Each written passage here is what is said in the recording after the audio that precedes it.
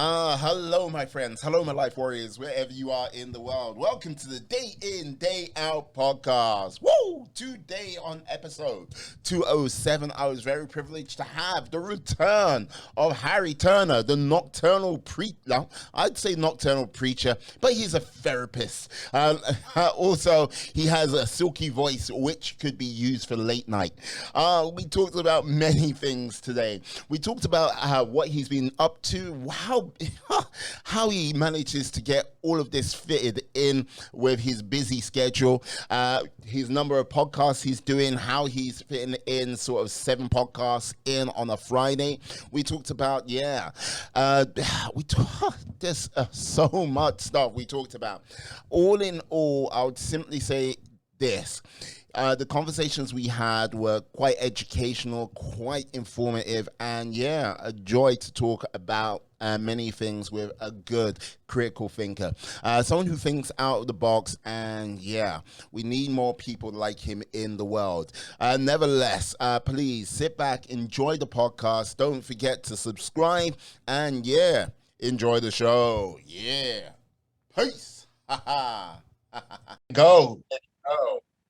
Hello, my friends. Hello, my life warriors, wherever you are in the world. Welcome to the Day In, Day Out podcast.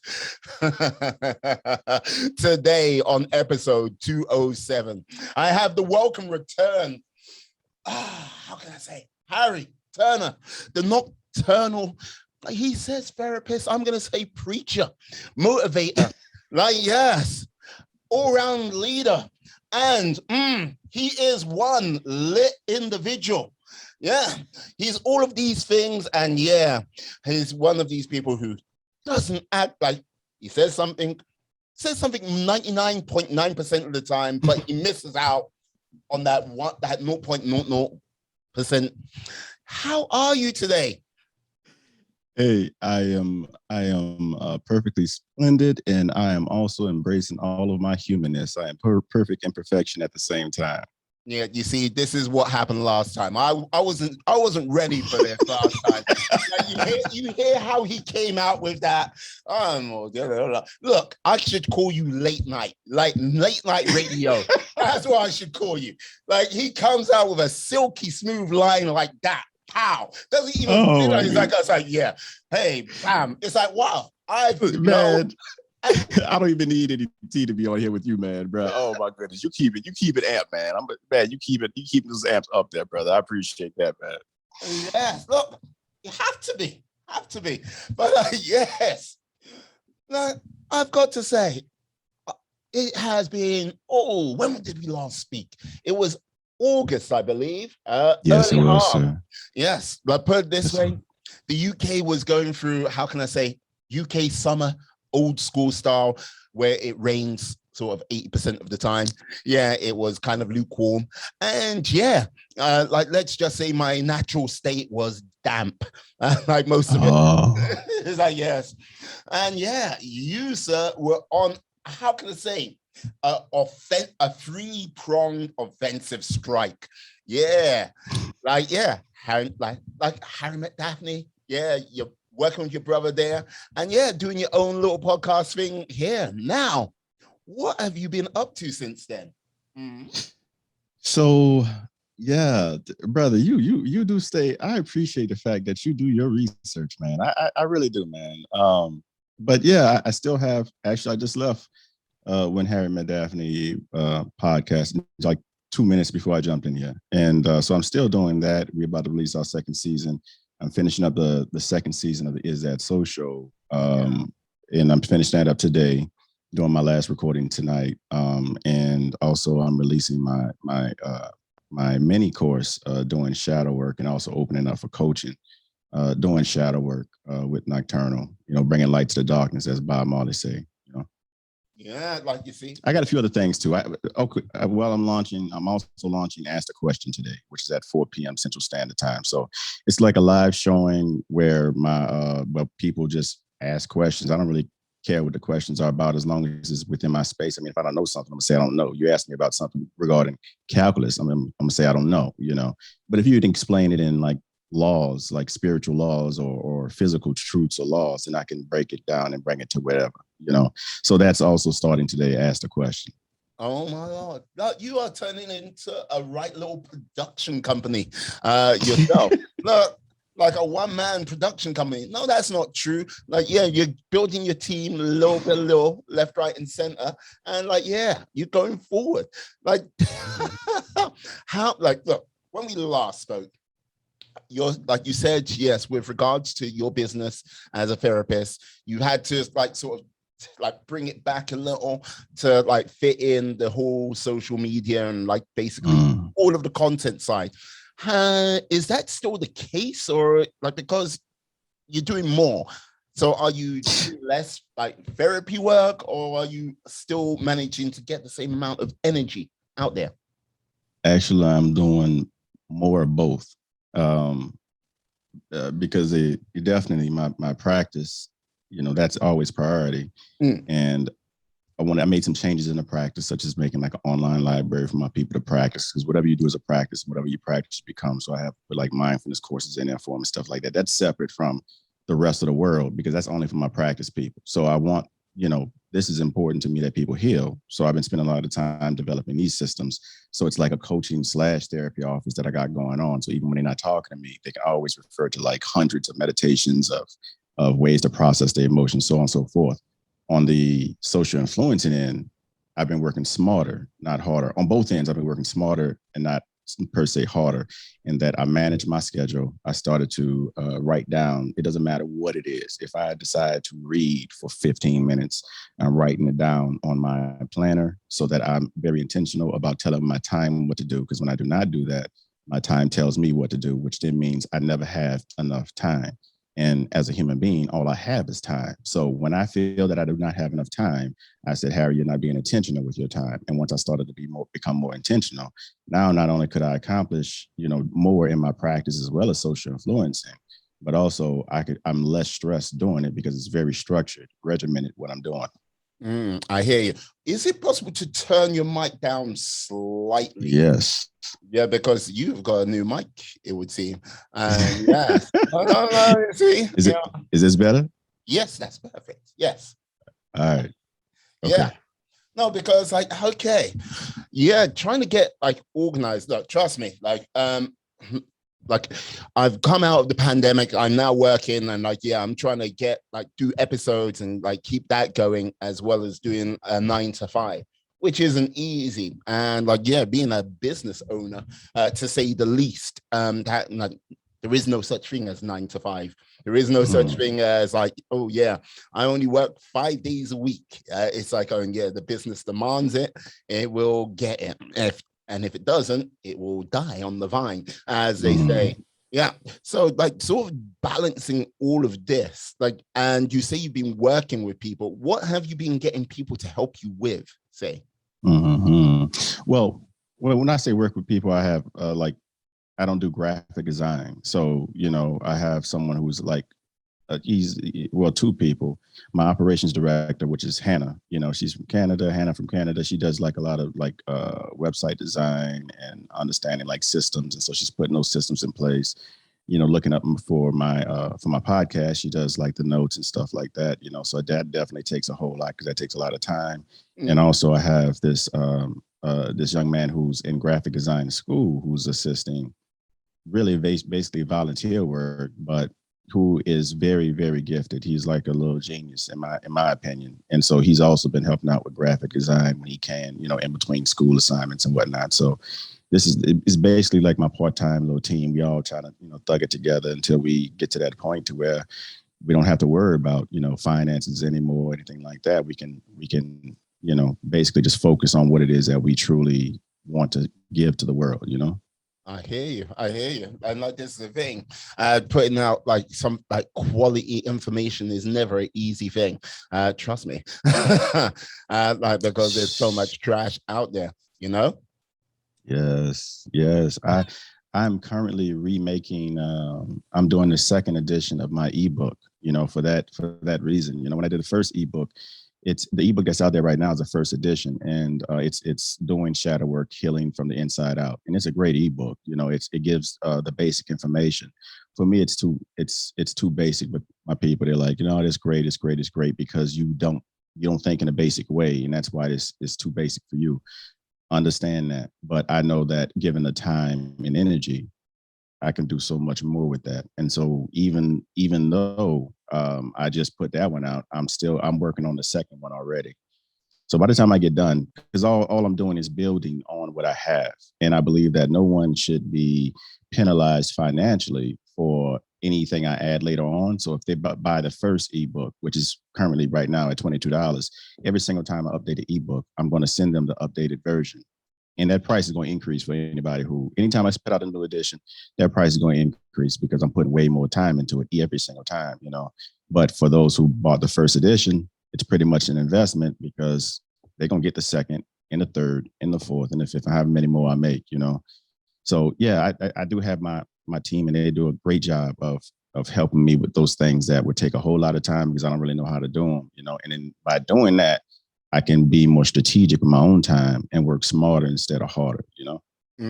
I hear you. Like, this is the thing. Like, when we last spoke, like, apart from like sort of building your team, what would you say, like, has there been sort of any sort of revelations or lessons you picked up since we last spoke? Well, one of them is definitely send the damn press kit on time. That's one. Oh, well, hey, look, hey, I didn't bring that up. You're the one who bring that up. I didn't. I just mentioned. You're right on point. 99.9% of the time, when you say something, you're gonna do it. Hey, that's what I say. Perfect imperfection, brother. Perfect imperfection. Hey, perfection doesn't exist. It's exactly. Yeah, exactly. But you know what? You will have a constant reminder of it every time you go to that first episode way back when. You're like, yeah, perfection. Oh. You're just like, you look at it, you go, right. You're just like, yeah, okay. Yeah, episode 173. Yeah, there it is. You know what's funny is that even though it looked weird as hell, when I look at it, every single time I look at it, I smile because I don't know, a part of me actually likes looking at it because it is actually a good reminder. I told you before, I think I said this on the first time that we met, that I never waste my pain, right? And so pain can be perceived as just discomfort. Now, you don't have to think about something severe or anything like that, just discomfort, And so in this discomfort, anytime I look at that picture, it's a great reminder, because I know that it wasn't a heart issue, it was a head issue. And so how do I get my head more organized to prevent this from happening in the future? That's what I mean by not wasting your pain. That's if I wanted to prevent it, in the future, So you got to be intentional about it. Intentionality reflects relationship. My bad, go ahead. No. Like, I was like just listening. And like, you know what? Like, while I was listening, like, many things were coming into my mind, how I'm going to play games with this from like now until like perpetuity. That's basically, yeah. Like, hey, like, yeah, Hey, I'm gonna get you viewers. I'm gonna get you even more viewers because I'm going to mention this. No matter what time period I'm in, no matter where I'm at, I'm going to be like, hey, y'all go to number. What number is it? I don't have it memorized yet. Number 174. 173. Now, trust me. 173. Yeah, you will not forget this number after this day. You will not forget this number. I will get t-shirts made up. I'll get posts done. You have no idea. You know what? Matter of fact, no. You know what? If you do that, I know you're joking, but if you do that, send me one too, because I would wear it on my show. I promise you I'll wear it at least once. I promise you. And that would be an amazing show too. I'm already thinking about what I would be talking about for that show. So yes. Anyway, I fully support that. I fully support that. I accept it. I accept and appreciate, Everyone who's listened to this show, he accepts that. Oh yes, don't you worry. 173 will be everywhere.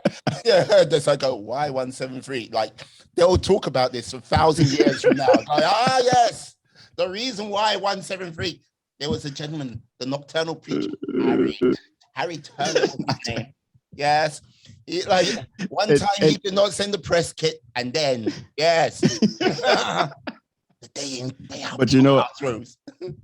Also, I appreciate the number because around this time before I came to this space, you know, the 2 years leading up to, you know, going to the mountains and stuff like that, and really trying to just feel where I'm supposed to move at, the numbers 3, 3, 3, and 11, 11 kept popping up. And so if you notice, you add up 173, that equals 11. That didn't pass me at all. Now, I know that's only relevant to me, but that's another reason why I sort of kind of appreciate it, you know. Hey, like it's all good, sir. It's all good. Like, yeah, like, you know what I mean? 173 in your life? Yes. Ah, yeah. Another affirmation. Let me tell you, and I felt so good leaving that episode, that last session with you, man. And I listened to it. I couldn't put it down when I listened to it. And I just appreciate how, I don't know, you provided a space in which it was easy for me to flow, you know, because in that session, I could clearly see that I was like, it was easy for me to be in flow state, my just natural default authentic state, you know.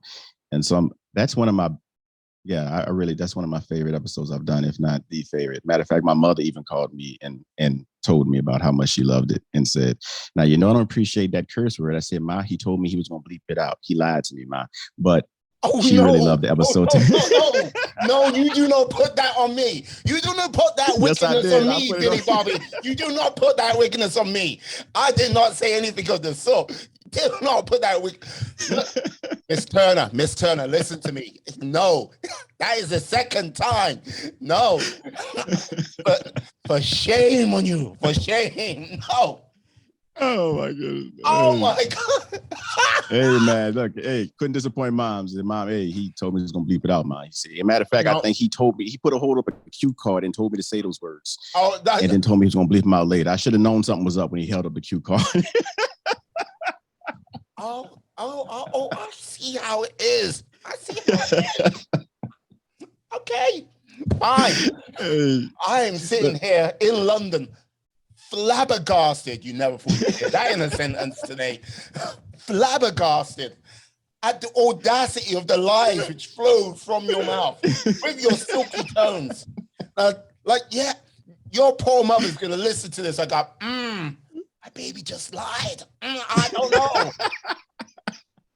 That charming British man just was like there, and he lied to him. Set me up, mom. Set me up. No, but let me tell you, my parents have never been, and I'm grateful for that. I've had parents that have never been blind. They've always been real, you know. And even my father, even though he's a preacher, you know, and has always been a preacher, he was always real with me, you know. Like I'd have 1,000,001 questions as a kid about different things in the Bible, just like anybody else would, you know, about any religion, you know. And he'd be like, he'd say to me, son, this is my response, but I want you to go and look it up for yourself and come to your own conclusion, because I don't ever want you to depend on another man, woman, person for knowledge. You go and seek that yourself, you know. And so it was a very, I grew up in a state where they welcomed, invited, and nourished critical thinking, you know. And so, and also authenticity. So my people, they're pretty cool. They're not your traditional, you know, pastor or whatever, minister and minister's wife, whatever. Like, this is the thing, like with regards to, say, critical thinking, look, in this world we live in today, critical thinking is, I think it's under assault. It's under siege right now. Look, because look, we all know there are topics we can talk about, and there's topics where if we do talk about them, you know that the wrath of God will come for you. And like the whole thing is, you can't, like, even when I say that, you look at me like, I know. It's like, I know. But like the whole thing is, because no one is doing any real sort of critical thinking, and like, look, I don't need to listen to facts of like the stone cold facts. I can just leave that down to my emotions and like what fluffy bunnies come out of the world. You kind of like, okay, you're never going to get to the source of these problems. You're never going to work it out. And you can go like, right, stick whatever ism you want into that. And like, you know what I mean? You can stick whatever political movement you want into that as well. while these things are just screamed out, and yeah, people are destroyed for expressing sometimes very much some real serious points, no one can talk about it. It's like, and I say this like, yeah, I can say it, I can Hmm. say this, I can say that, but you know, Brother. And again, this is why I enjoy coming on this show, because clearly you're a critical thinker. I love so. Let me my take on that, or rather, my point is, I agree. A, and then B, I believe that it's also due to, in my opinion, emotional idiocy, mass emotional idiocy. We're so emotional intelligence is so rare that we don't even know how to talk to each other, and we wonder why we are experiencing an epidemic of loneliness. And loneliness is not the state of being alone, but rather the experience of being disconnected. We are so disconnected now more than ever, and it's because we don't even know how to communicate authentically with each other anymore, because we're not accepted authentically for being ourselves. Because if we are authentic, even if we don't agree with it, we feel that we have a right, that self-righteousness come on, and then we want to attack the other because they don't have the same worldview as us, as if my worldview and your worldview can't exist, as if I can't be a Christian and you be a Muslim and you over there be an atheist, and we all love each other and get along and talk about things and hang out together. But we've come to this place of emotional, in my opinion, emotional idiocy, where people are much more impulsive, and they can't have any other worldview exist outside of what they own. They are, and a lot of those people also, I find it ironic, are the victims of that same mentality, this brutal mentality of, I'm going to dominate the way that you think, you do it the way that I say. They are retaliating against that by enacting the exact same thing. And so now the victims become the perpetrator and do exactly what the bullies did. And so that's what I see happening, and it's unfortunate. yeah, I hear you. And like, this is the thing, it leads to this sort of downward spiral to I can't even you know what, that's the scary thing. I don't like, when I think we've hit the kind of basement of it all, it finds a new level, and then a new level, and a new level. And like, I think it's a case of, look, you say emotionally stupid, I would say like emotionally fragile really are. A lot of people have like, look, it's a case of, look, there are people we we live in a world where people will say some really dark and twisted things, to say the least. And the whole thing is, not everyone's going to be sugar and light and all like everything sweet. It's just not the way. Without being able to have these conversations, without being able to like go, oh, this person called me this, or that person believes in that, goes against like who I am as like a race, who I am as this like gender, who I am as a like my sexuality, whatever. It comes down to like simple, like these simple facts. Like, if you don't have these sort of conversations, you're never going to be tough. You're never going to actually be able to go, yeah, that's water from my duck's back, off a duck's back to me. When the real danger comes, you'll be able to go, oh, wait a second, what that person was saying is completely different to what you're saying and what you're about to enact. If you get what Mhm. I mean. Because all it takes is one person who just doesn't care what anybody says. And because people are emotionally fragile, or emotionally don't have that emotional intelligence, haven't really developed it, um, they are crippled when it comes down to real bullies Mm. that then rise to power, because we're used to hiding behind crowds and then throwing stones at people, attacking like hyenas. Let me tell you, for this mode of addressing said disagreements, that doesn't scare lions. A lion will never be afraid of a hyena. And there are a lot of lions who mean good out there, and who also mean they have their own self-interest in hand. Mm. But this whole canceling anything that I don't like, if you do that, you might as well just go and cancel life, because life is filled with things that you're not going to like. And it was an American at one point in time, an American value, where I forget exactly the famous patriot who said it, but he said, I may disagree with what you said, but I will defend to the death your right to say it. That is embedded in American culture. But yet now we're at this space of, no, you say exactly what I say, or I'm gonna make sure that you don't eat. I'm gonna make sure that I end your life. Mm. No. And like this is the thing, like that sort of like spirit, that sort of like, yes, like you could say this and I will defend to the death your right to say it, that realm of freedom of speech. And look, don't get me wrong, like there are sometimes I look at some like groups out there and go, you know what? Yeah. You shouldn't really have a voice or anything like this. Like, stop that because you are just bringing in a world of negativity. But the whole thing is, they're giving, you might not be able to change the opinion of those people who say that, but the other people that stand around that and see that being said, who might be influenced by that, if they're now talking about it openly, at least you can have that conversation with those people. And like, it's not a case of winning the people who are saying that, but you might win over the people who hear this and like go, yeah, are they right? No, this is the reasons why they're not right. And like, you have that conversation, you go back, you go forth. As I said it before, like, look, the power of good conversation, good ideas come up, bad ideas come up. And like more times than not, the good overcome the bad ideas, but you have a new form, a new idea living out there in the world rather than what was just said. But without this, it's not happening. You're going to when we see. are when we are not emotionally intelligent, and this is we saying the same thing, we just using different words. But when you are not emotionally intelligent, when you fear something, instead of being curious about that fear to seek understanding, you attack. You become more hunter and gathering like. You attack what you don't understand instead of trying to understand it. You attack what you fear. And so this is why I go back to emotional intelligence, because there's going to be a lot of things I already know that I'm going to say throughout the course of now this trajectory that I'm moving on that has already scared people and turned people off and will continue to scare people.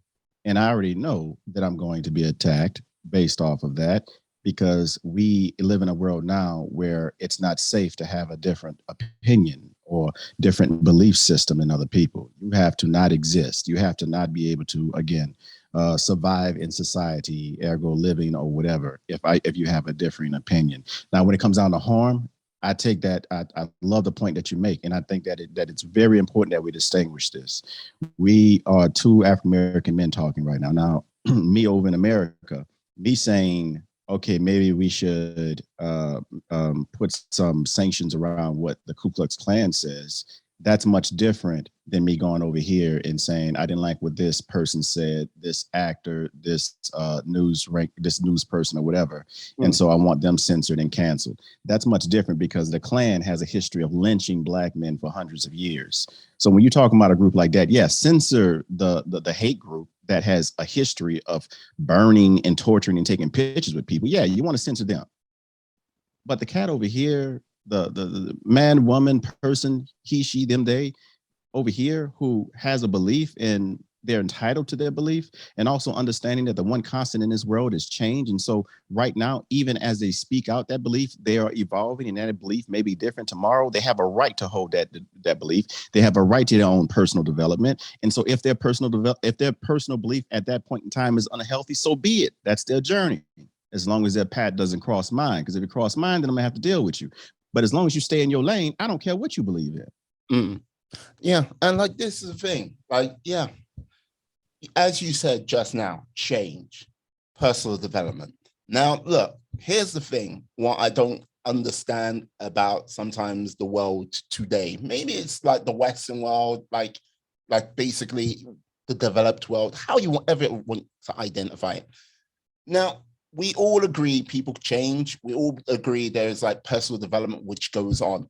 And like what I never understand is when people like take something like way back in someone's life, and then they like sift through, they dig it out and go, yeah, you said this, blah, blah, blah, blah, blah, and you did this and you did that. And like basically they use it to sort of crucify that person's life at this present stage. Yeah, they could have done a lot of growing. They could have done a lot of changing.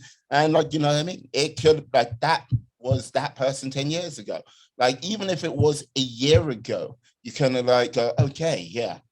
I like it's like, yeah, you know what I said there, I was like, yeah, that was me then. And I've like learned, I've grown, I've like talked about, I've studied. What can you do in a space of a year? What can you do in a space of 6 months? You know, it's like people just tend to ignore that, you know? Exactly. And so I mean, case in point, we started the show with you talking about the different things that I'm doing now, and I'm talking about things that I've added. And I was just on the show in August, the end of August, And so yeah, this holding a person now, if you've been, harmed by a person, definitely if there's an opportunity to make amends, I believe one-on-one, you make amends, and let that be. If you need that for healing, y'all have that dialogue. But this personal crucifixion of people, 10 years later, or even, look, it's people are growing, people are growing. Now I don't mean that they are immune, that people should be immune from personal accountability. That's not what I'm saying. But what I'm saying is that we have to give an account that people are growing constantly, and that we all are stumbling at some point in our lives, and we'll continue to stumble many times over. But even when we stumble, we still stumble forward. Sometimes we got to let people live their life and allow them to stumble forward, even though we know it may cause us some pain every now and again. Let them stumble forward until they discover that truth.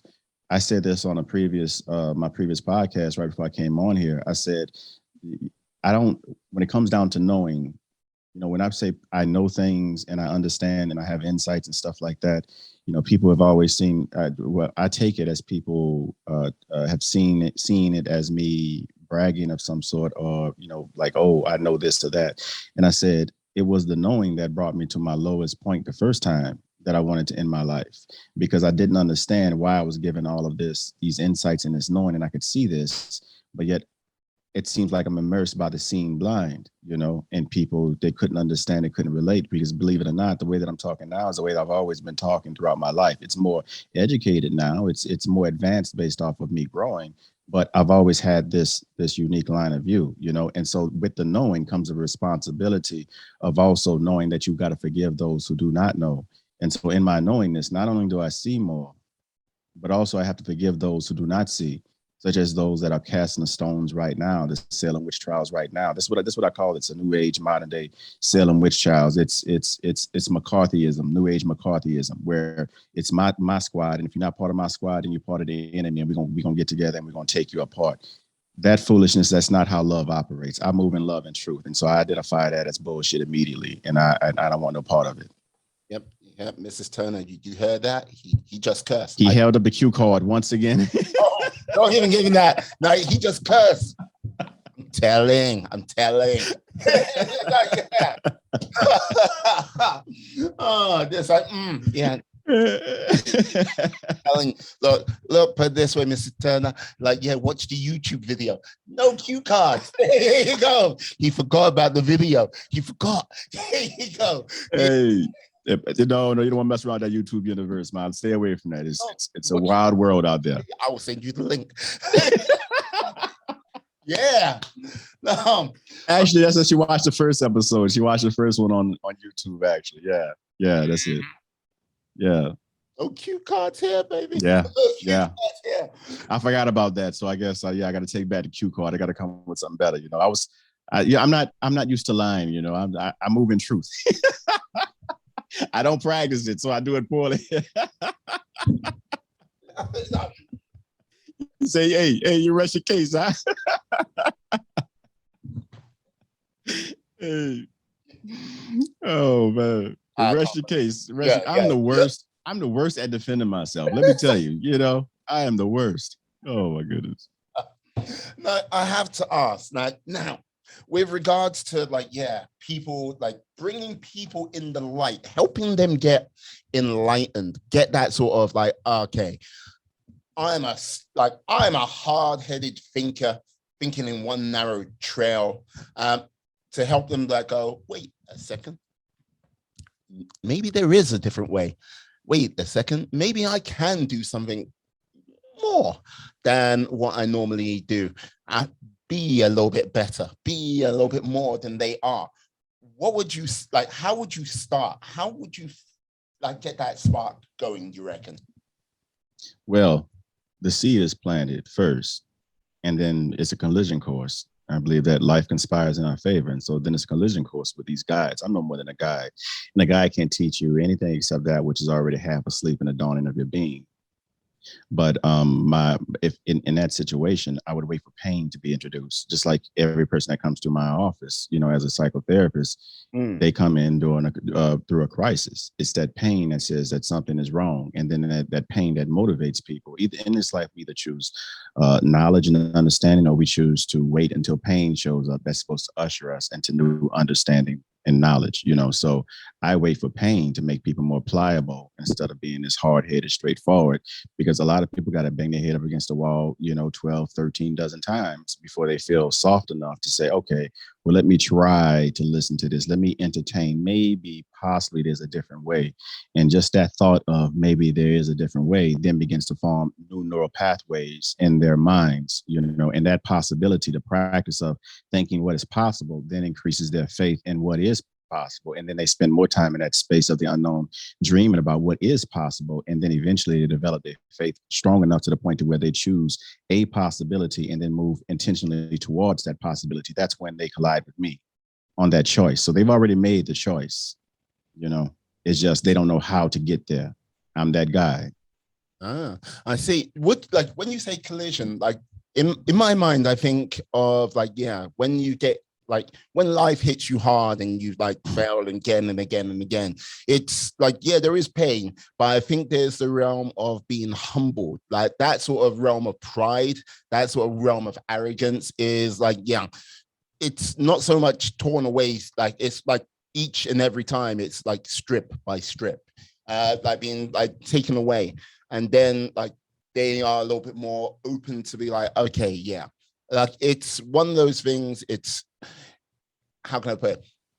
It's very hard to find the humble teenager in this world of ours, because yeah, they have not gone through like a lot.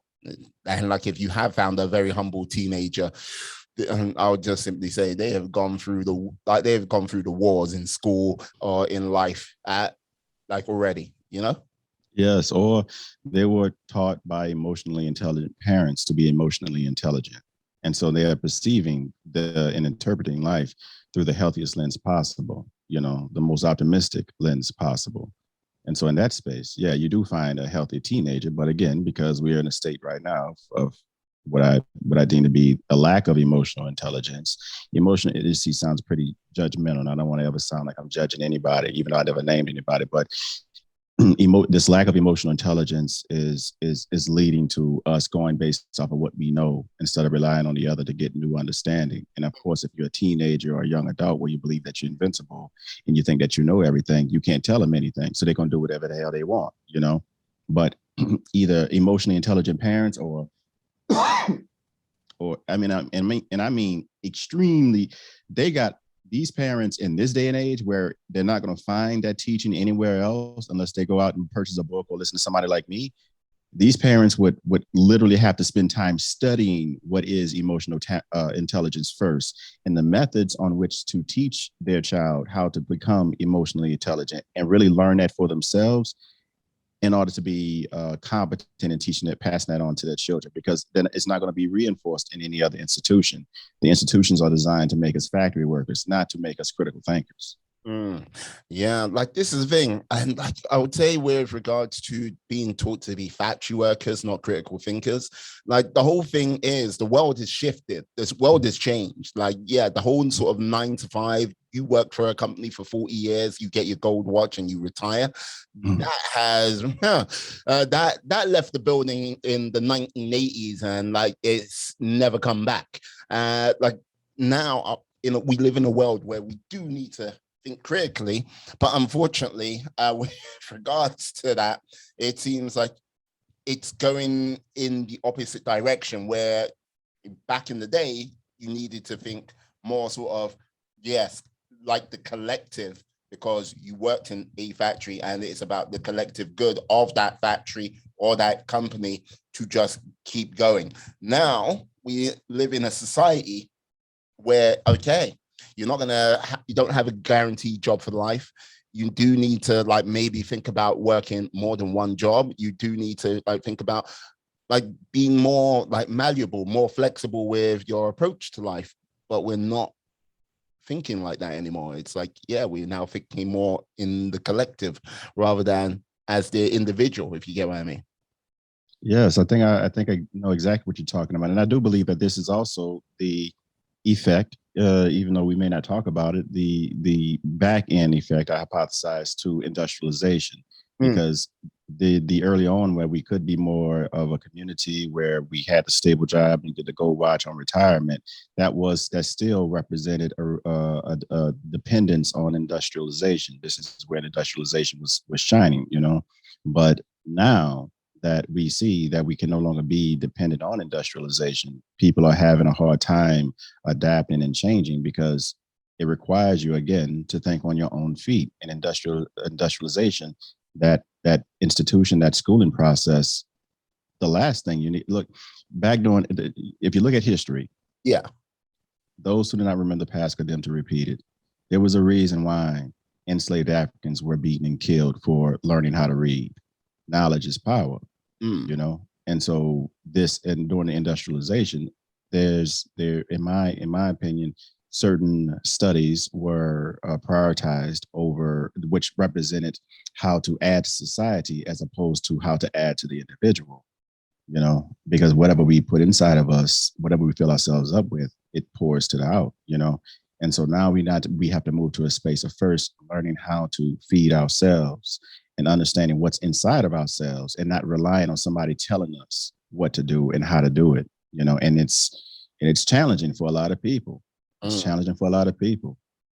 Yeah, no, I hear that. And like, this is the thing, like, with regards to like people being like stepping up to the challenge of this, like, well, this modern age we live in, I sometimes think one of the things which really is missing for people's lives, and like I've been like sort of more mulling this over for a little bit of time, like people talk about vision and purpose, and I think with regards to a lot of people in this world, they don't have a vision for themselves, so therefore like their purpose is severely lacking. And when I say vision and purpose, I'm not talking about, yes, we will go into space one day and conquer this and everything like this. It's like, look, like, yeah, I like have a vision of like, yeah, I want to have a family, or like have a vision of I would like to travel this world a little bit more.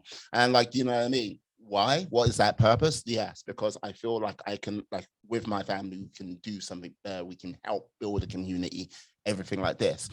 But you hear like you've got a lot of people that go, yeah, but I travel the world, I'm an influencer. It's like going, yeah, but you're doing it because you just want to just put it up there for the whole world to see, shiny and new on Instagram and like stuff like this. You know what I mean? But that vision, that purpose, just like, you know what I mean? Yeah. Brother, you know, I'm so glad you brought it up, because I even thought about, I'm like, man, I'm over here, I'm reading books and I'm trying my damnness to help, you know, help people see that I actually have legit knowledge to help people out, you know, and get people free, you know, especially teaching the shadow work. But I even thought about putting some booty cheeks in the corner of my videos just to, you know, get those views up there so they can listen to the knowledge. I'm like, you know, I don't care that the booty cheeks in the right corner. You know, they look at the older booty cheeks and listen to me talk about some real knowledge. Maybe they'll saturate a word or two in. At least I'll move the bar a little bit further than it was before. You know, but I get it. I get it, man. But this is the age we're in. This is the age we're in. You know, and we have not. There's a lag in human evolution when it comes down to this new technology. You know, but it's exposing. Doing this, they're going to look back at this time, just like they do all times, and wonder what the hell was going on, what was in those people's minds. I even say that about mental health, even though right now we are as far as we've ever come. But I believe at some point they'll look at even the treatment modalities that are being used in mental health, definitely the field of psychiatry, and they'll be looking at the field of psychiatry the same way that we look at the lobotomy. We don't see it that now because we're living in the now. But when this becomes back then, that now in the future, they're gonna look back at this time right here and say that it was hideous, some of the things that we were doing in the field of mental health, as is all other fields. This is why I'm on this path and why I'm talking about. You can discover your truth on you. You don't need anybody to escort you, and this is where we have to move to. Again, speaking to the issue of industrialization, we have to move to the point to where we don't wait around and be told what to do or wait around and be told what to think. We have to develop the intentional process of doing that thinking on our own. And that's what I believe every single, like you talk about influences and whatnot. I have two podcasts, two podcasts and some other shows, but I'm coming across a whole lot of life coaches, right? And I'm like, this bothers me, because there are legit life coaches out there who really, really are great at what they do, that can really help people radically change their lives. But because anybody can declare themselves a life coach, you get these charlatans coming out here trying to promote their book and saying, come do my system. So to help everyone out there understand, when you are choosing through the sea of people who are offering solutions to you, which you should put the list down, make it to your small list on, your fave 5 on. You base it on the premise of, are they teaching me? Are they saying, do it my way and you'll be free? Or are they saying, I will help you discover your own way? Because that's really where the healing is at. It's not, I have my way of doing things, but not everybody operates like me. Not everybody can do what I do, and I can't do what everybody else does, So it goes back to that teaching, that principle of no one can teach you except that which is already half asleep in the dawning of your being. It's about what you're calling to awaken in that moment in time. And so the collision that I was talking about earlier, you can call it entanglement, where two neutrons or photons or electrons collide, and even though they may separate, they still respond to each other no matter where they're at in time and space. And so for me, you were not real until I came on your show. Period. You weren't. Well, I lied. You were real once I sent you a message, but then you became really real once I came on your show. Why? Because I'm looking at you now that I know that you're a living entity. You staring at you makes you real for me. And even if we're away, clearly we're entangled based off of that hideous picture I got up there, which it is very entertaining. But anyway, clearly we are entangled for life because we've collided. This is what I call a collision. You're right, 173. But yeah.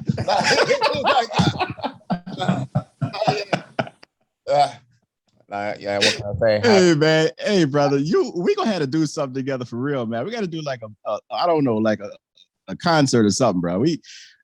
I like your vibe, brother. I really do, man. I really do, and I could tell clearly you're a critical thinker, because look at what you talk about. If this is how you go every single show. Like, you know what? Like, this is the thing. With regards to my podcast, with my show, I talk to so many different people, and I've done this deliberately. I could have focused in on sports people. I could have focused in on movies. I could have focused in on a myriad of things and just kept it like that. And look, and going, okay, yes, steady growth. It would be easy. Look, if I really wanted to grow fast, I could take on a conservative persona, throw out the negativity and just do it that way. Or just simply talk the truth with with a slightly conservative edge to it. Being who I am, it would be easy. Look, negativity in this world is easy to sell. It's best product.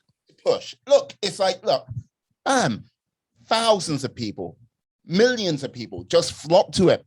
It would be so easy. But when I look into the mirror, look back at myself, it'll be at the expense of my soul, and I'm not willing to pay that. And look, the whole thing is when you're going down the realm of positivity, sort of being generally positive, not oh yeah, I'm being positive to just push an agenda, just to push whatever next product is. It is hard. You want to know why? Because people don't really give a shit. They're going, look, I don't want to hear it. I can't they hear a million times. Look, if I said 1,000,001 positive things to you today, and then Whoa. I said, oh, you froze for a second, but I think you're back. Yeah. I'm back. You said 1,000,001. If I said Go ahead. 1,000,001 positive things to you, like through this conversation, and I said 3 negative things, what would stick with you? Would it be the Exactly. 1,000,001 things I said? It would definitely the 3 negative things. Well, I say the general thing would be the 3 negative things, but it'll still be the same for me. But I'm intentional about, again, this is where the reconditioning has to happen. And please remember your point. This is where the reconditioning has to happen, because it's a perfect example.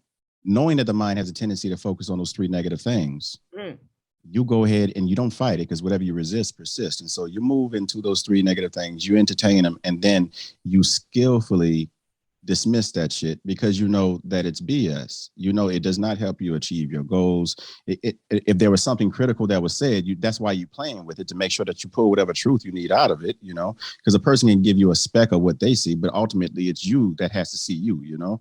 And so it's what you do with that information, you know. That's where emotional intelligence has to come in, because it's not about not focusing on those 3 things. It's about already knowing that you will. It's about knowing that your mind will. And you cannot fight against that, because that is the tendency of the mind to try to protect you. So it will focus on the negative. Knowing that it's going to go there, what you're going to do when it gets there. Yeah. And like, this is the thing. Yeah. Very true. You look, he hit me with the late night again. Late night. Yeah, that's late night.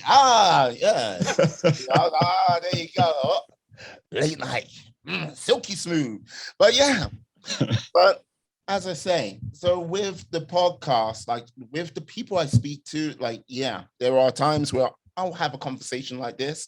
There'll be times where I'll just like listen to like their story, because some of the stories I've heard over the course of time are harrowing stuff. People like overcoming, like getting through adversity, and like basically, yeah, the amount of people who are, yeah, really not like, don't get me wrong, what we went through in 2020 and like we're still kind of in right now was like tough for the world. But when you're talking about like, yeah, but it had this, still has a slight degree of distance when you're talking about sort of that. It's like, oh yeah, COVID's out there, it's lurking, but it's like, okay, but you're not really sort of, it's not just like, okay, COVID's on you, and it's like, yeah, hello.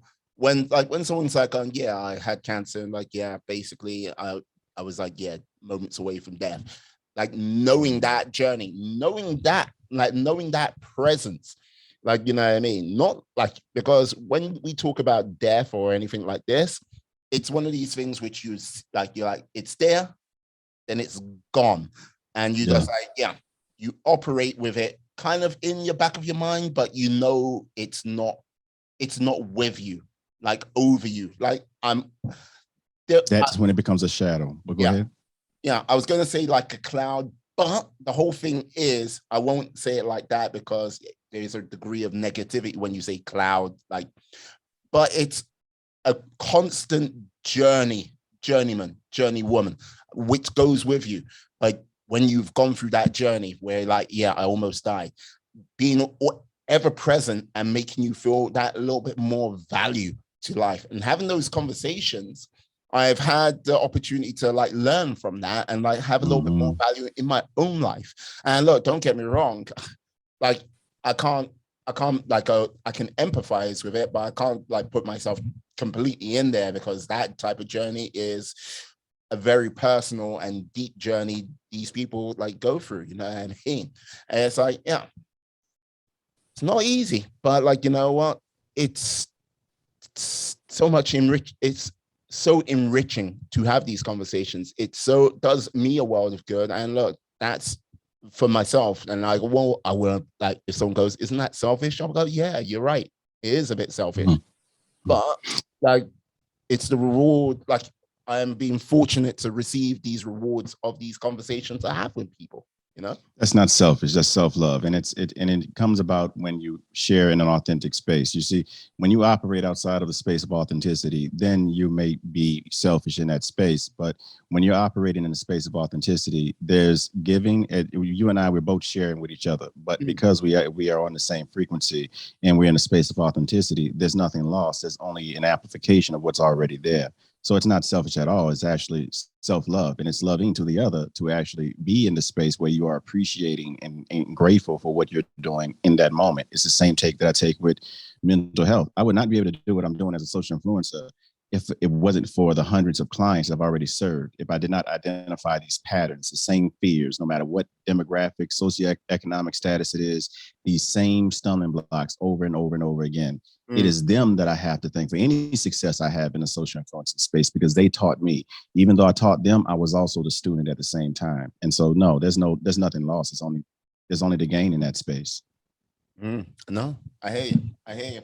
And like, yeah, it's just like, yes, let's see what goes on. Like, because as much as people like go, yeah, we're heading, like the world seems to be getting darker and stuff like this, and we get heading towards a negative place. I I respectfully disagree. I think this is the whole thing. I think more and more people, as time goes on, and with regards to like the stuff we can't talk about and stuff like that, I think they're becoming more involved and a little bit wiser with it. And it's like going, hey, no, I before we sort of like go into that deep dark abyss, I think there's going to be enough people to like go, wait, if you guys want to go off into the abyss, you go, but you're not going to drag us with us. Stop this nonsense, stop this stupidness, and yeah, let's like start moving in away from that. And I don't know, look, whatever the quote unquote right direction might be, I don't know, because look, the whole thing is like to add on to what you said earlier, like okay, we sit here, we talk in civilized times. We like in 100 years time, we will be we'll be considered savages in our sort of mentality, actions, and like everything like this. So it's like, yeah, as much as people look back in like at past times with nostalgia, it's a case of like with that there is a certain like degree of judgment, and like yeah, they weren't as bright as us, they were not as educated as us, they weren't like as forward thinking as us, they didn't do as much as us, they weren't free to do this, that, the other, they couldn't achieve as much. That all goes with it. And like, yeah, you know, it we live in civilized times from our point of view. Exactly. But time only does one thing, which is move forward. And so we either got to move forward with it or get stuck in the ashes of the past. And unfortunately, too many of us are dragging our feet in the ashes of the past. And so we're neither truly in the present, nor we're not truly all the way dead. We're half dead and half alive, you know. And so, I had a guest on, and one of the things, the Bucket Man list, he is a great guy.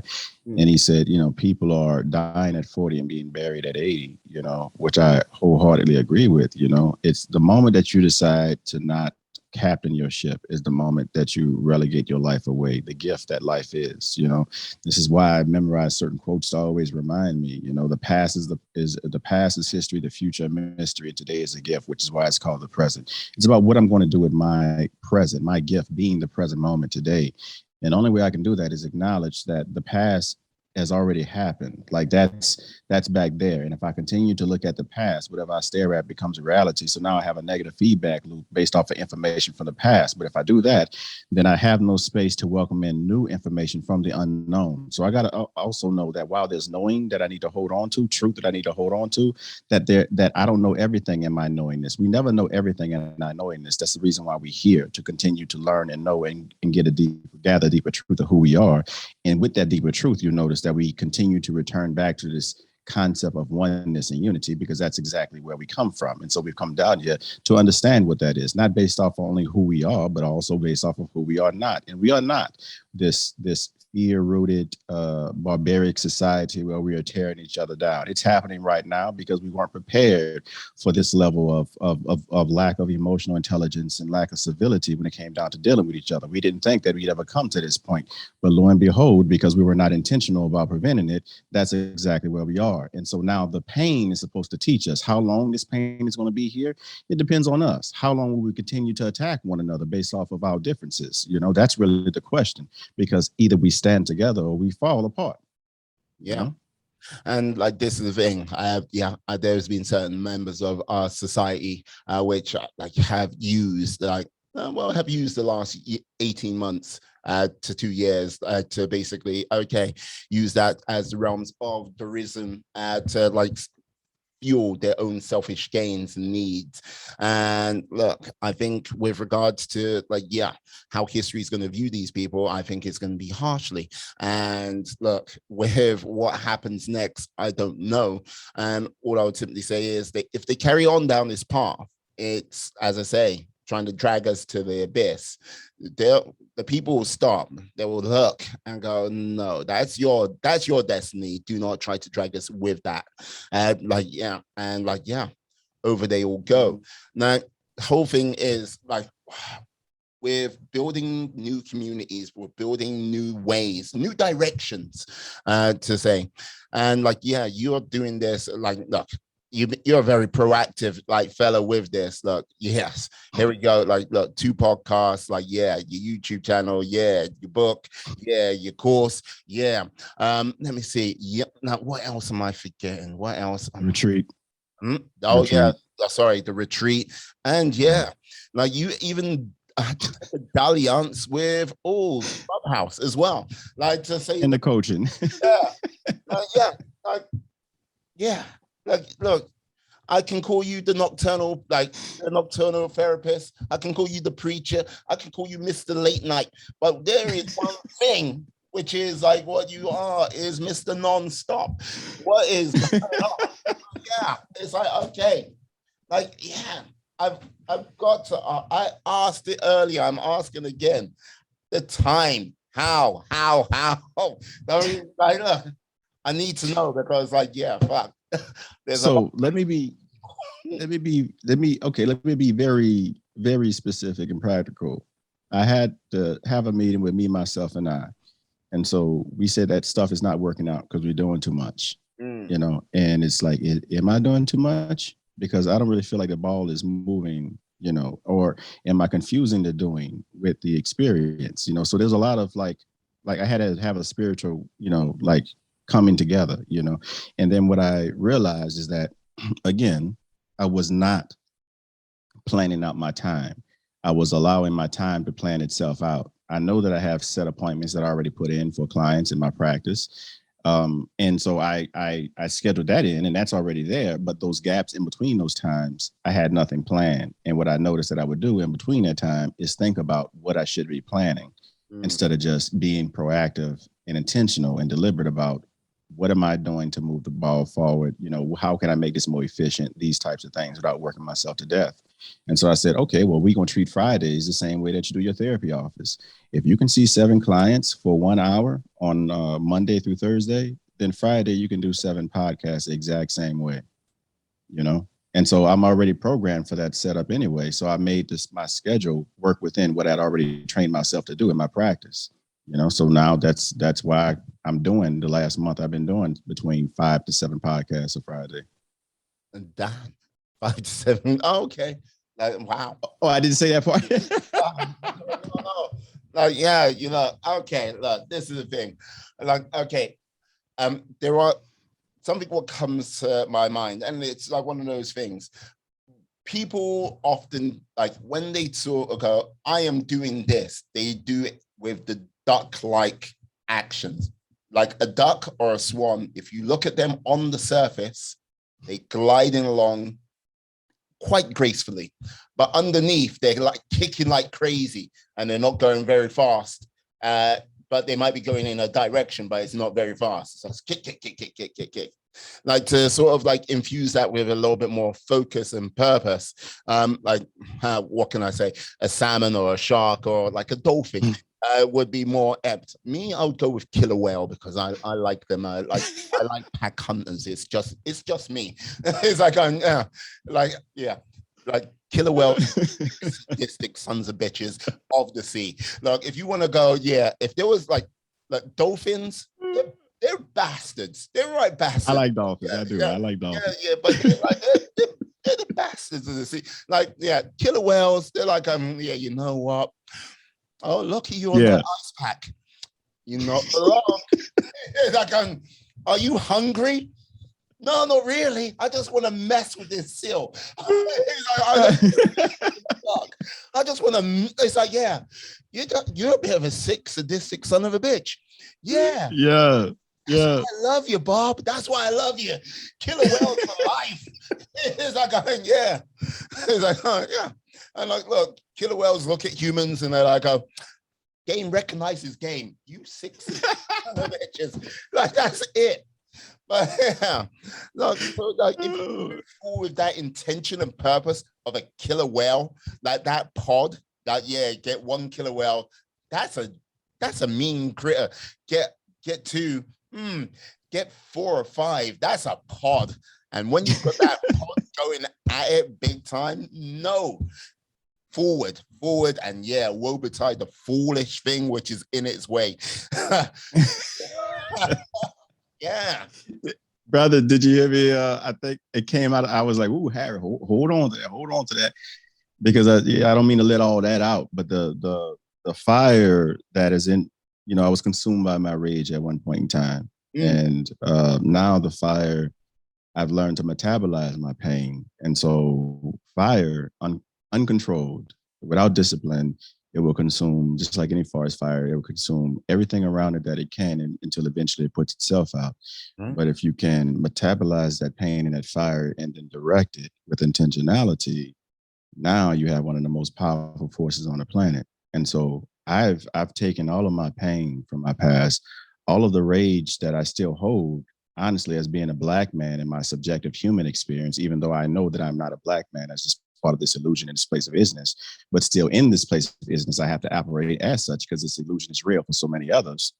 Despite all of that rage from that and the pain from everything I experienced in my past and just the challenges of being a human being, I channel all of that into my purpose because I see what the choices are.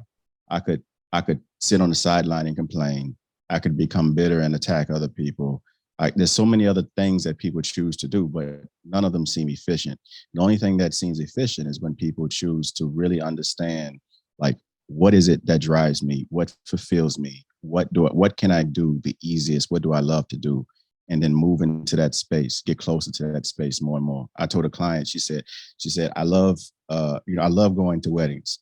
And she also had the issue of not liking where she worked at. I said, well, have you ever tried applying to be an employee at a wedding venue? Just little simple things like that, because that's just one small step you can do towards something that you love doing. And then in that space of being an employee, now you're learning that system. And who knows, maybe that leads to you being an owner, if you choose, the owner of your own wedding venue. And now you're making $40,000 a Saturday behind throwing these ridiculously expensive ceremonies, And that's just, again, just moving closer and closer towards your truth, and then you become lit up. And then that fuel, it seems like it's never ending.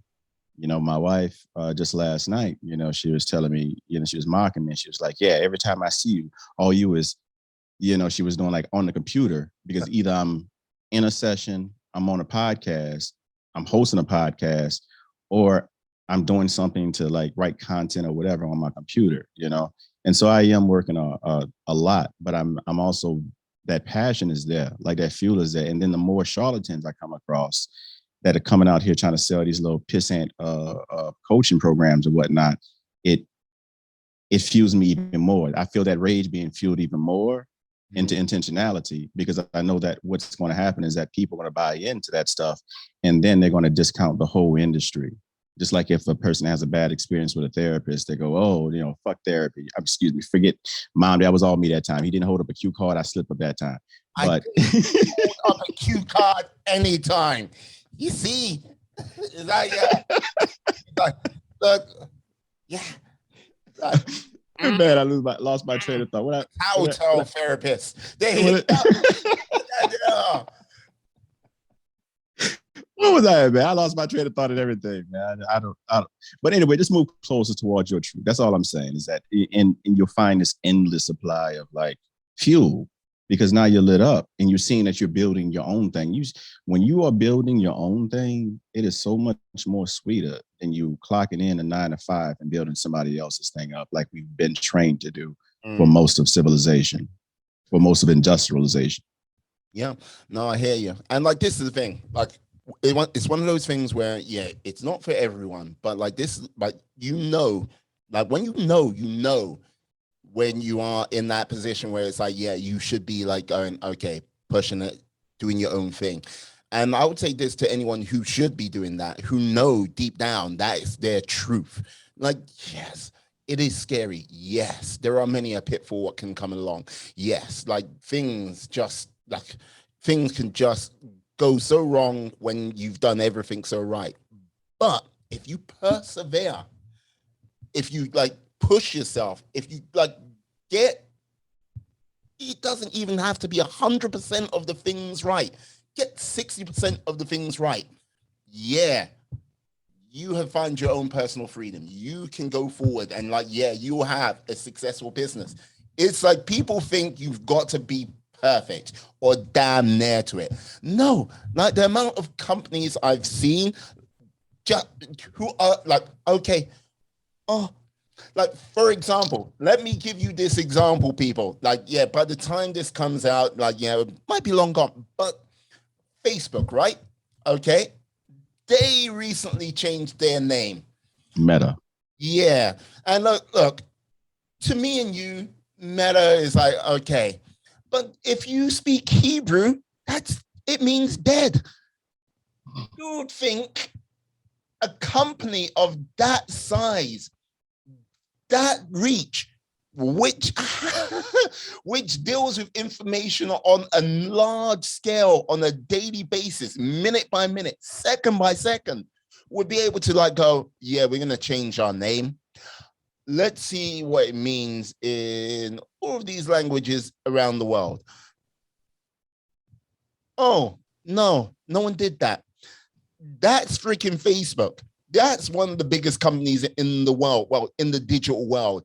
And yeah, they dropped the ball on that big time. Meta is like, yeah. Unless they were choosing to hide the truth in plain sight. Well, like, look, that's another dark part. Yes, conspiracy theories on day in, day out. Hey, and to your point about success, I tell my clients this. I said that regardless of what your version of success looks like, for me personally, success is an endurance game. That's all it is. How long can you endure? I know all these people selling you the get rich quick schemes, which are making them rich, in these coaching programs after reading a coaching book after a month. I know that all these people are saying all these solutions out there, but ultimately it comes down to what truly is your truth, what truly, like, there's no shortcut to life. And the way that you go through life and you really get the most out of it is by choosing to lean into your discomfort, meeting every single challenge that you face with, not by running away, not by avoidance, like they teach us, avoid everything that's uncomfortable. No, if it crossed your path, you lean into that and discover what truth is there for you. And whatever truth that you find there, it will set you free from those things that have been holding you back, the limiting beliefs. And it's not that all of a sudden you're free. It's about becoming freer and freer. I'm freer now today than when we had this session, back in August, but I'm not completely liberated, because to completely liberated is really to be transitioned on, in my opinion, So I'm still perfect in perfection, and I would still stumble at times. But even when I stumble, I still stumble forward. Life always conspires in my favor. Who told me my pain was bad? Who told me my pain wasn't good for me? That's my mind that dislikes pleasure. But we know, again, if you pour alcohol on a wound, it's going to sting, but it still heals you. You know, when you accept life, when you take first bring humor to life, and then you decide to accept all of life without resisting, because that which you resist persists. In that space of acceptance, you will gain peace, and in that space of peace, you will gain clarity. With that clarity, you can see more possibilities. And then all it requires is faith for you to throw a tassel or throw a rope around one of those possibilities and continue to stare at it, because wherever attention goes, energy flows. And so whatever you stare at eventually becomes your reality, because that possibility that exists within a quantum, the more energy you pour into it, the more dense it becomes until it collapses into this physical manifestation.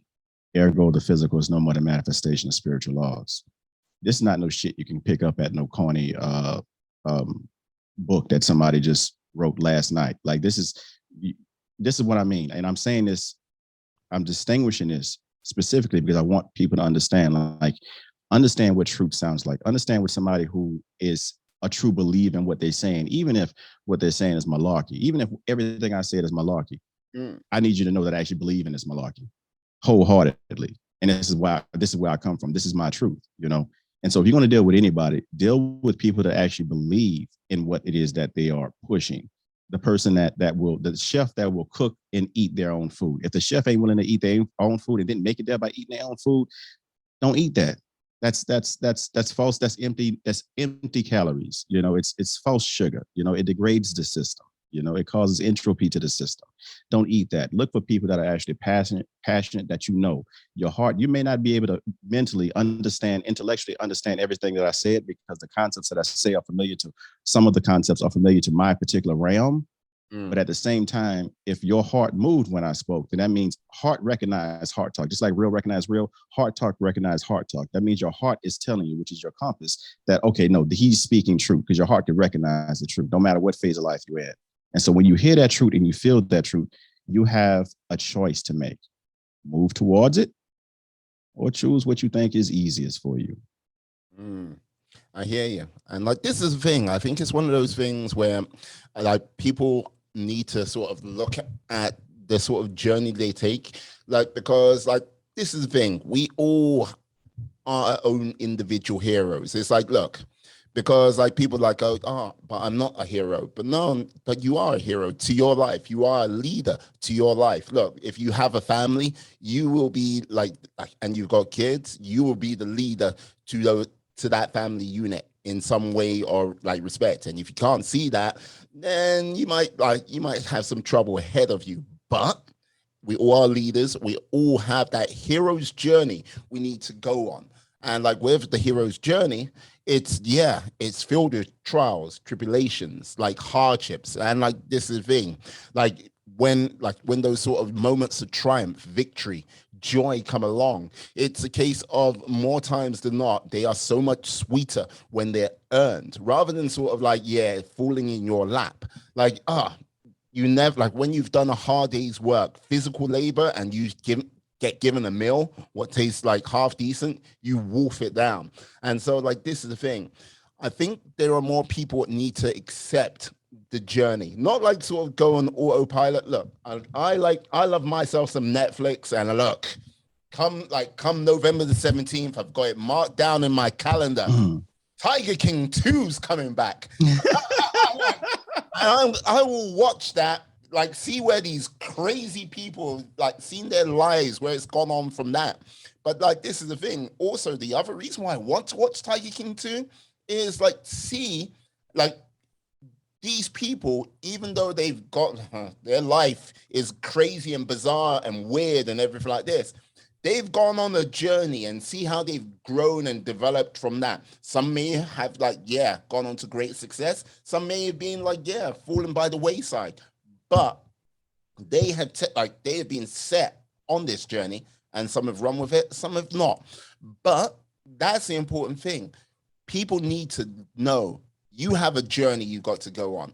And like, this is the whole thing. You can't avoid it. You are on life, and that will go forward. You either go with it, You can try to not go with it, but if you do go with it, if you see where the places where you can go, you can see what opportunities can be presented to you.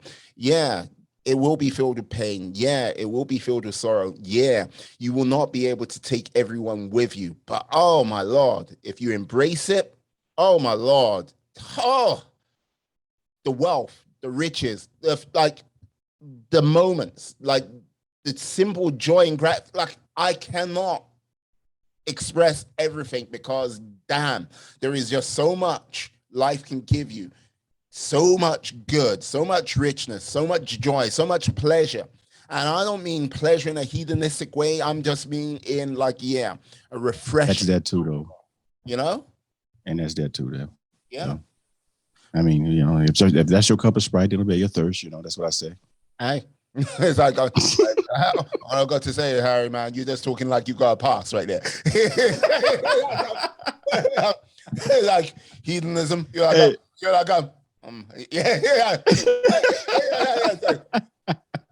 Well, you know, I am the nocturnal therapist, and they do say the freaks come out at night. But I'm not saying that that's me though. I don't apply to that. I am definitely a wholesome, you know, just I'm still a virgin even though I'm married. But anyway, what does Mrs. Therapist say?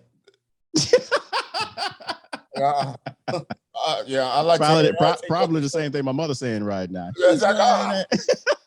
Well, all I got to say is, like Mrs. Turner, if you clip him around the ear, you're like, well, he brought this upon himself. I wasn't the person who started out cursing on this podcast. Like, you know what I mean?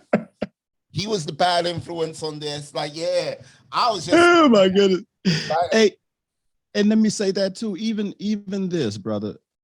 And I love how open I could be on your show, man. Even that, it's a part of me that's the rebel in me that even uses curse words because I really believe that at some point I'm probably going my language would probably be all the way clean. I really do feel that. But I think the rebel in me right now, the rebel in me that says, if you're a Christian, that hears people say, if you're a Christian, you got to walk, talk, and think like this. The rebel in me says, F that, you know, I'm gonna say F that this time, but the rebel in me says F that, you know, that you have to be this clean person who never makes mistakes and doesn't. F all of that, because this is what's holding us back. That creates shame, and that shame says that we're not enough to do a thing. Screw anything that says that you're not enough. That anything from your past, that's your story, and we're not our story. You know, and we all do have a past. There would never be a now if there were not a then, and so we have to have a then in order to enjoy the now. But understand that wherever we are, we made an appointment to be there, and so be very intentional about what it is that you do in this present moment. And we can't spend our conscious awareness looking into the past, because if you're driving on the road, on the freeway or whatever, and you continue to look in the rear view mirror, eventually you'll crash. The past is for reference, not residence. And we got to understand that, you know? So do you have a story? We all have a story, you know, but you're not your story. That's just part of what you had to go through in order to come to being, is to understand the truth of who you are, deeper truth of who you are.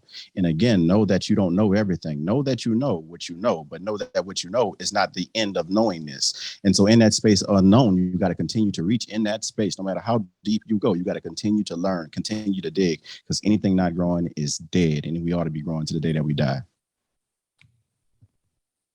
Okay, you know what? Mr. Late Night has struck again, and we're gonna end it.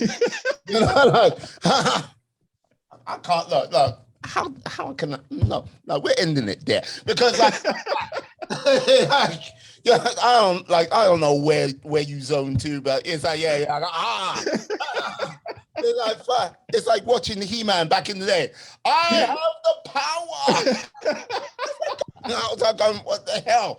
It's like, no, like my lady's gonna burst out. What the hell's going on here? I'm like, I don't look. Yeah. Oh my goodness. What? Hey, oh my goodness. Oh, yeah, I drop a mic, but over here, man. No, I can't do that. Oh my goodness. I don't have Chappelle money. Yeah, that's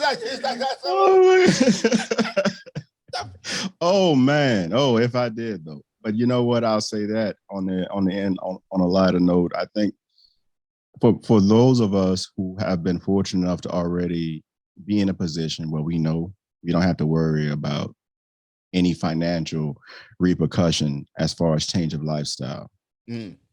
Definitely, those with great power comes great responsibility, and money is power. So I do believe that those like Dave Chappelle and everybody else who's in those positions, y'all have the power to speak to the madness that's out there. And I believe that it's important that you do. You know, little me, I'll get stumped in the ground before I even really begin. I ain't seen the residuals right now, you know.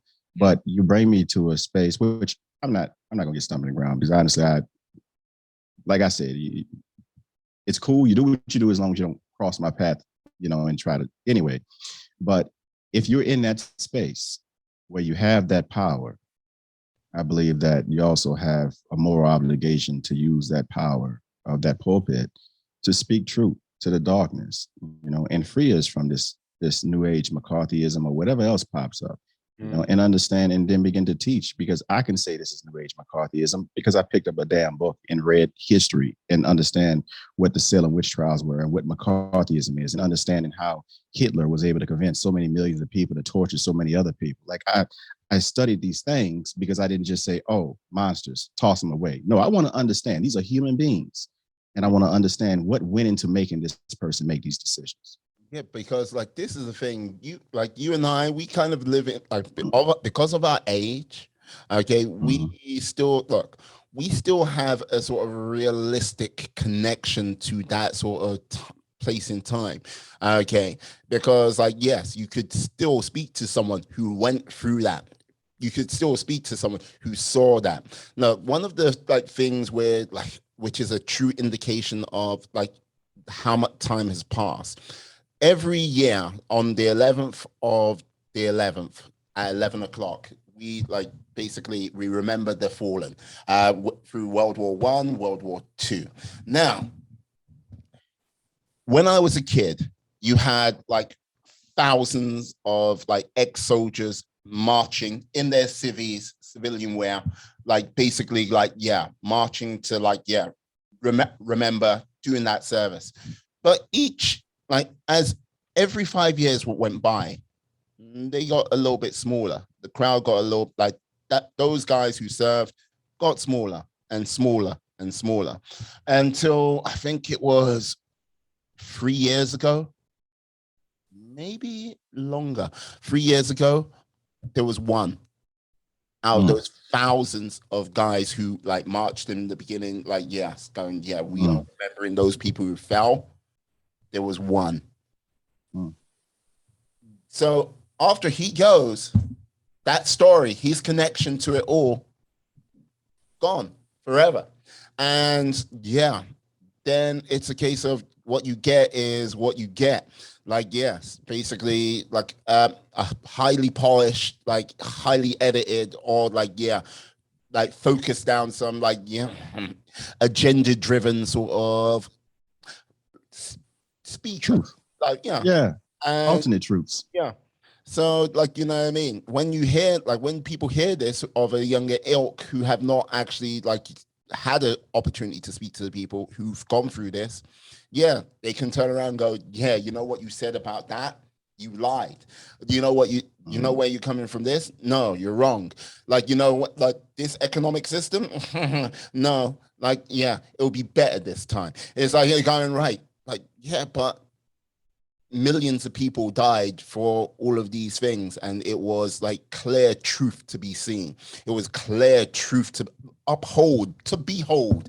But now you are just getting this romanticized version of it because yeah, someone has their agenda to drive, someone has that agenda to push, and yeah, it's not gonna take you to a good place. Yeah, yeah. The love of money, man. The root.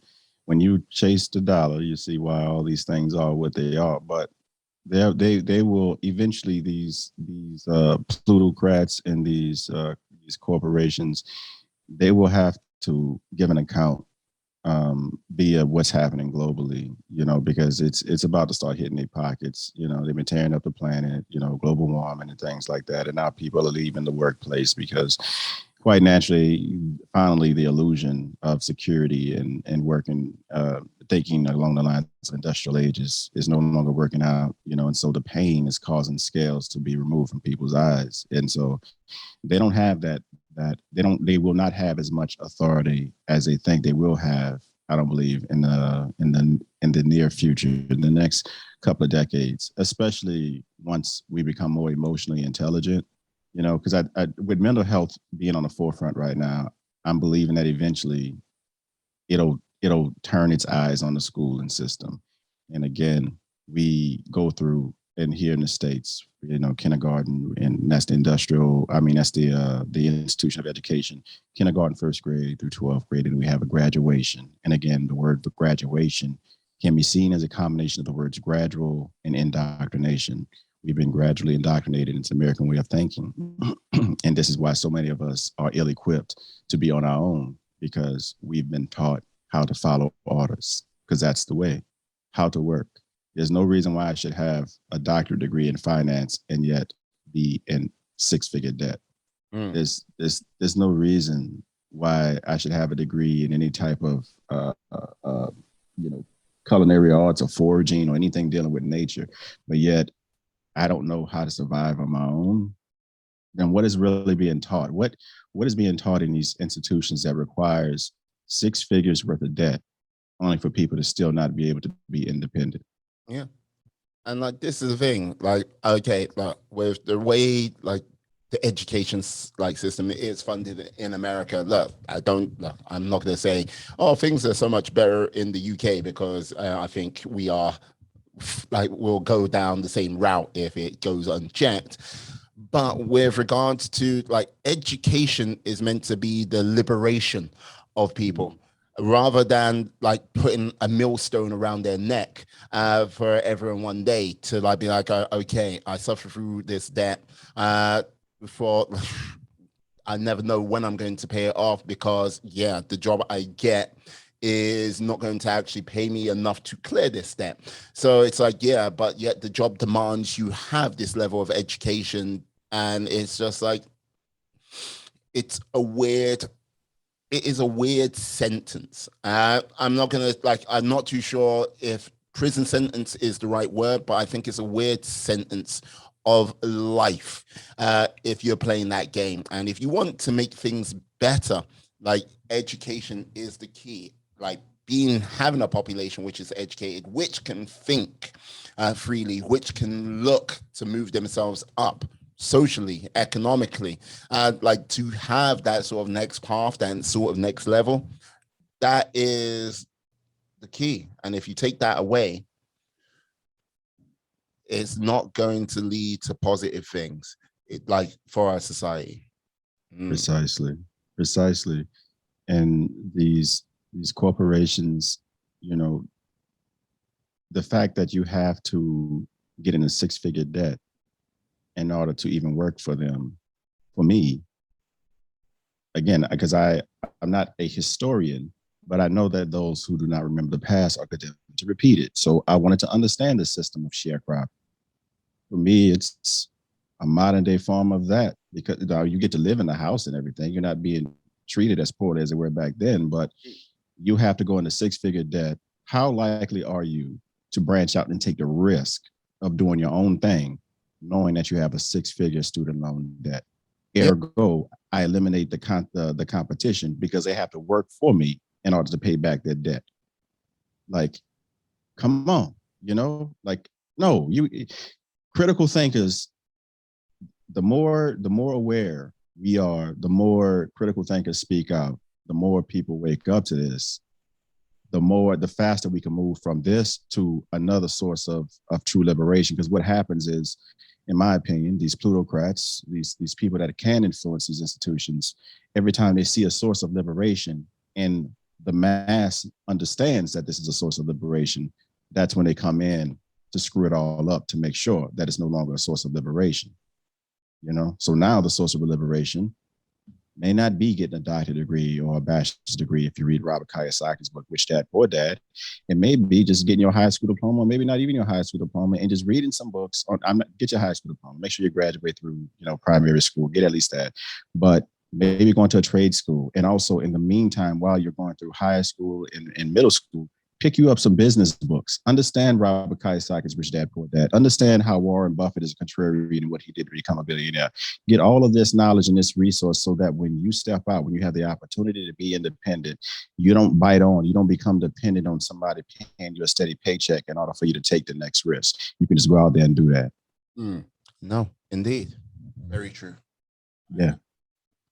Yes, Robert. Robert, like you see, Robert Kiyosaki in my head now. Like, yeah, no, Harry, I'm sorry to say this, but I have to end it here because look, like this is the thing. I think if I had, if we had the time, by the time I finished talking, like the kids next door were like, oh my God, once again, I have to refer to the kids next door. Will you who is he? This son of a bitch is talking to that guy again. I have watched the podcast on YouTube. I know where he is. I know. Look, I'll take them both out. I'll take them both out. I don't think I can't get a passport. I'll get a passport. I'll take you out, son. So yeah, this pleasurable moment sadly has to come to an end. But yeah, yes, every time, 2 times now, and yes, we'll talk some more. I know for a fact. Yes, and you have my press kit. I will send it to you again if you need it. You need another press kit. Yeah, look, 173. I was sure to give you that press. I do have a press kit of yours, but yeah, make sure you do send it again. It's all good. Yeah. So, hey, you're not just a number, you're a man. Yeah, but on this 173, can you tell them how they can find you out there on those big wide world webs? Oh my goodness.